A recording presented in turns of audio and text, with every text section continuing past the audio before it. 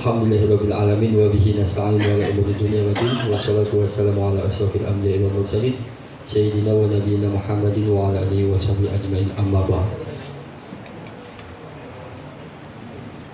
Alhamdulillah, marilah kita senantiasa bersyukur kepada Allah Subhanahu wa taala atas segala curahan nikmatnya yang tak pernah henti diberikan oleh Allah Subhanahu wa taala kepada kita semua. Kita diciptakan oleh Allah dari semenjak bayi dikeluarkan dari rahim ibu kita sampai kita ada yang umur 40 tahun, 50 tahun lebih. Nikmat Allah tidak pernah libur diberikan kepada kita semua. Akan tetapi kemungkinan justru kita yang sering libur untuk mensyukuri nikmat Allah Subhanahu wa taala. Marilah kita senantiasa ucapkan nikmat tersebut biqouli alhamdulillahirabbil alamin. Fa amma bi ni'mati rabbika fahaddits. Di situ dikatakan kita kalau diberi nikmat ya kita ucapkan nikmat tersebut. Kita sampaikan ucapan tersebut. Salah satunya dengan kalimat alhamdulillah. Akan tetapi perwujudan syukur tersebut bukan berarti hanya menggunakan lisan kita gunakan mengucapkan kalimat alhamdulillah. Tetapi harus kita barengi dengan perbuatan kita. Maka mohon maaf kalau kita mau hitung-hitungan nikmat, dari mata sampai semua organ tubuh kita nggak pernah lepas dari nikmat Allah Subhanahu wa taala. Maka harusnya mungkin memang benar manusia dikatakan tidak pernah lepas dari yang namanya kesalahan. Mata kita harusnya dikasih nikmat sama Allah kita gunakan hanya untuk beribadah. Akan tetapi terkadang seringkali mata kita gunakan untuk sesuatu yang dimana itu dilarang oleh Allah Subhanahu wa taala, yaitu melakukan maksiat kepada Allah Subhanahu wa taala. Maka harusnya kita bersama harus sadar diri bahwa kita itu tidak pernah lepas dari yang namanya kesalahan. Maka kesalahan tersebut harus diimbangi dengan amalan baik yang harus kita lakukan. Manusia itu nggak pernah lepas dari yang namanya dosa. Setiap hari pasti ada aja dosa. Tapi sedosa-dosanya orang, pernah nggak Allah mengambil nikmat orang tersebut? Pernah nggak Allah berhenti memberikan nikmat kepada orang? Mohon maaf, misalkan seorang pejabat yang dimana dia melakukan korupsi, pernah nggak Allah menghapus nikmatnya? Tidak pernah. Padahal dia sering meninggalkan Allah. Padahal dia sudah melanggar perintah Allah. Padahal dia sudah menyalahgunakan jabatan yang dia miliki, tetapi Allah masih memberikan nikmat dia. Nyatanya dia masih bisa hidup, dia masih bisa kumpul dengan anaknya, menikmati kumpul dengan anaknya, menikmati rasanya makan makanan yang lezat. Tidak dicabut nikmat tersebut oleh Allah. Akan tetapi apakah mereka akan mendapat balasan dari Allah? Ya, pasti. Pasti Allah akan memberikan balasan kepada orang pada tersebut. Maka mari saya mengajak kepada teman-teman saya semua, ini yang dari kelas 10 sampai 12 ini teman saya. Saya ajak mari kita sama-sama minim kita bersyukur kepada Allah Subhanahu wa taala biqouli alhamdulillah wa bi af'ali menjalankan perintah Allah Subhanahu wa taala. Para hadirin jamaah salat zuhur yang dimuliakan oleh Allah Subhanahu wa taala, ini babnya ngalor ngidul. Acak aja udah. Pertama bab syukur, sudah bersyukur. Kita wujudkan syukurnya dengan menjalankan sholat zuhur. Selanjutnya, di zaman sekarang begitu banyak peristiwa-peristiwa aneh. Akan tetapi kita tidak menyadari peristiwa tersebut itu adalah sesuatu keanehan. Yang namanya aneh, mohon maaf, aneh itu kan kadang sesuatu yang kayaknya di luar nalar, kok bisa aneh, heran kita dengan sesuatu tersebut.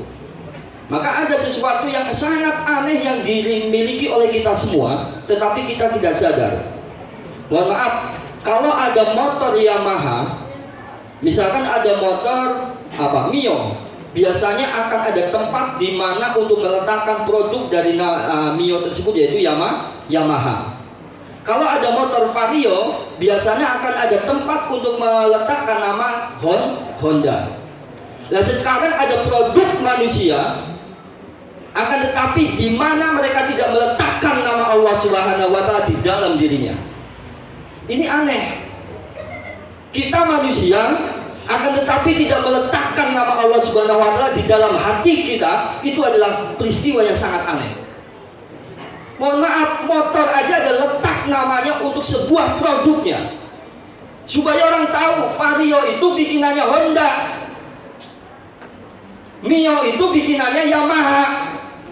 Lah kita manusia dengan segala fungsi yang diberikan oleh Allah Subhanahu wa taala, mereka lalai dengan Allah Subhanahu wa taala. Mereka tidak meletakkan nama Allah di dalam hatinya. Apakah ada orang yang di sini menato tubuhnya dengan kalimat Allah? Tidak ada. Tidak ada tempat di luar jasad kita nempelin nama Allah, itu nggak ada. Maka harusnya nama Allah Subhanahu wa taala itu ditempel di dalam hati kita sedalam-dalamnya. Maka kalau di dalam hati sudah ada timbul, ada prasangka bahwa Allah adalah Rabb kita, maka ada tugas yang harus kita jalankan. Maka di dalam setiap khutbah sudah hafal semua. Bahkan teman-teman dari sanawiyah sampai alis sudah hafal semua. Di situ biasanya khatib mengatakan, ya ayyuhalladzina amanu taqullaha haqqa tuqatih wa la tamutunna illa wa antum muslimun. Di situ dikatakan sama Allah, hei orang yang beriman, kalian disuruh untuk bertakwa sama Allah, takut sama Allah Subhanahu wa taala. Tapi perlu dipahami, ini kebalik kadang otak kita. Kita takut sama Allah, disuruh takut sama Allah, tapi kita menjauhi. Kalau kita takut dengan guru, seorang murid takut dengan guru, dikasih tugas, dia takut masuk kelas, dia akan tidak masuk dari kelasnya. Dia nggak akan berangkat ke sekolah. Kenapa? Takut dengan guru yang memberikan tugas. Maka jangan samakan takutnya Anda kepada manusia dengan takutnya Anda kepada Allah. Justru kalau kita takut sama Allah dan kita menjauh dari Allah, itu adalah kerugian yang sangat besar. Maka dikatakan di situ kita disuruh taqarrub ilallah, mendekatkan diri kepada Allah Subhanahu wa taala. Maka otak kita yang sering kebalik, kita kan disuruh takut sama Allah, kita malah jauhi Allah. Salat malah ditinggal. Ya ini kebalik otak kita. Maka takut di sini yaitu takut akan murkanya Allah Subhanahu wa taala. Dengan kita meninggalkan sholat, kita takut Allah murka. Dengan kita senantiasa ingkar dengan Allah Subhanahu wa taala atas nikmatnya, kita takut dengan siksanya Allah Subhanahu wa taala. Maka ini yang perlu kita pahami, bahwa peristiwa aneh tersebut nggak usah kita melihat kok bisa ya laut terbelah menjadi dua, kok bisa ya orang itu bisa terbang, itu kan aneh. Ya udah gak usah dipikir. Justru dalam diri kita begitu banyak keanehan. Kita yang mana tidak menempelkan nama Allah, melekatkan nama Allah di dalam hati kita, ini sudah suatu keanehan yang kita miliki. Maka mari kita koreksi diri kita. Nah ini bab ketika kita sudah diberikan syukur, maka tugas kita adalah menjalankan perintah Allah, yaitu dengan bertakwa kepada Allah Subhanahu wa taala. Ini nggak keluar hadis, nggak keluar ayatnya, karena bukan ustaz. Kalau angku mungkin keluar nanti dalilnya. Nah ini bukan. Selanjutnya para hadirin yang dimuliakan oleh Allah Subhanahu wa taala, kami mengulang, ini pernah disampaikan kepada anak-anak kami. Setiap manusia hidup di dunia itu tidak akan pernah lepas dari yang namanya cobaan ataupun ujian. Itu pasti. Karena di dalam Al-Quran ada salah satu surah yang mengatakan di situ Allah itu akan membagi orang jadi beberapa golongan. Di situ ada golongan yang orang soleh, ada golongan orang yang sebaliknya tidak soleh. Di situ Allah akan memberikan begitu banyak nikmat untuk orang tersebut. Kadang juga Allah akan memberikan ujian, cobaan kepada orang tersebut. Gunanya untuk apa Allah memberikan cobaan dan ujian? Yaitu untuk kembali kepada kebenaran. Maka mohon maaf, ujian dan cobaan tersebut terkadang ada 3 macam yang begitu besar, yaitu sebuah fitnah. Fitnah itu terbagi ada 3. Maka saya pernah katakan, kalau manusia sudah mendapatkan fitnah ini kehancuran luar biasa. Yang pertama yaitu fitnah apa? Maka saya bilang ke anak-anak, ada fitnah yang begitu besar itu tentang harta, tahta, wanita. Ini luar biasa. Pertama yaitu harta. Fitnah harta, Islam itu tidak melarang orang Islam untuk menjadi kaya, tidak. Akan tetapi Islam melarang apabila sebuah harta menjadi, kita sendiri menjadi budaknya harta. Islam nggak larang orang Islam untuk menjadi orang kaya, enggak. Justru kita jadi orang kaya bagus. Dengan kekayaan kita, kita bisa melakukan ibadah yang menggunakan uang tersebut. Haji, kita butuh dengan duit. Bersedekah, kita butuh dengan duit. Terus apa lagi? Zakat fitrah dan sebagainya. Kita bisa gunakan kekayaan kita untuk hal yang seperti itu. Tapi jangan dijadikan harta itu, kekayaan itu sebagai Tuhan kita. Kita menjadi abdinya mereka. Ini jangan sampai. Kalau kita terjebak dalam fitnah harta ini, ya sudah. Yang kedua, yaitu tentang harta tahta. Begitu banyak orang yang pengen mempunyai tahta, sebuah jabatan kaya apapun pengen mereka miliki. Islam tidak melarang juga kita mempunyai kedudukan, akan tetapi harus diimbangi. Kalau kita punya kedudukan, punya jabatan, gunakan semata-mata jabatan itu karena Allah Subhanahu wa Ta'ala. Permudahkan urusan orang yang sedang kesusahan, dibantu.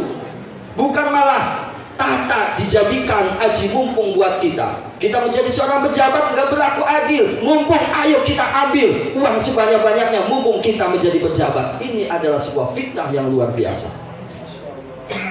Maka Rasulullah SAW menyatakan dalam sebuah hadis, apabila contohnya gini, sebuah kerakusan akan harta dan tahta itu diibaratkan bagaikan dua ekor binatang serigala yang dilepas di kawanan domba. Maka kalau dua ekor serigala tersebut ngamuk makan domba tersebut, maka domba itu akan hancur semuanya. Akan tetapi ada yang lebih parah, apabila seorang manusia mempunyai kerakusan akan harta tahta, itu bisa menghancurkan segalanya. Lantas yang ketiga yaitu wanita. Masya Allah.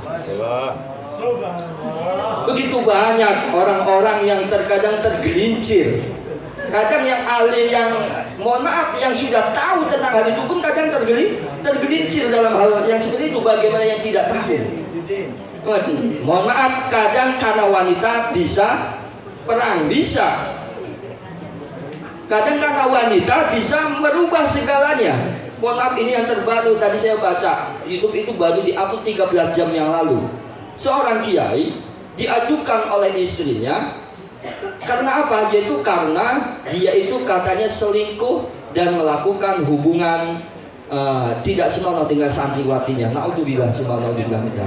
Inilah tahta telah dia dapatkan, harta dia dapatkan. Dengan harta dan tahta yang sudah ada, godaan yang paling berat kata Rasulullah setelah peninggalanku adalah seorang godaan dari wanita. Maka hati-hati. Di sini kami tidak ingin menjatuhkan tentang harga martabat wanita, akan tetapi di sini laki-laki harus lebih hati-hati. Ketika Anda sudah mempunyai harta, ketika Anda sudah mempunyai tahta, ingat godaan Anda tinggal satu, fitnah Anda tinggal satu, yaitu wanita. Karena apa? Anda punya harta, Anda punya tahta.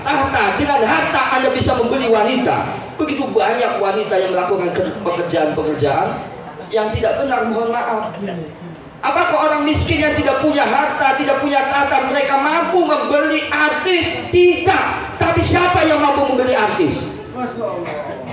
Orang yang punya harta, tahta. Maka itulah yang harus kita fahami. Maka mari saya mengajak kepada Anda semua, khususnya buat saya pribadi.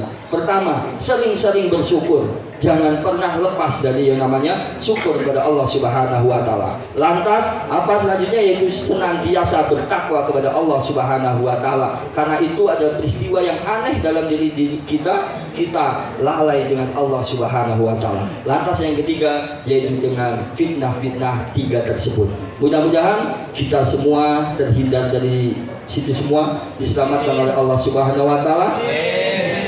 Ya, walaupun kita belum bisa menjalankan semuanya, tapi paling tidak minimnya kita senantiasa berusaha senantiasa berusaha untuk memperbaiki ketakwaan kita kepada Allah Subhanahu wa taala. Mudah-mudahan manfaat. Mohon maaf ada salah kata. Ihdinas siratal mustaqim. Assalamualaikum warahmatullahi wabarakatuh.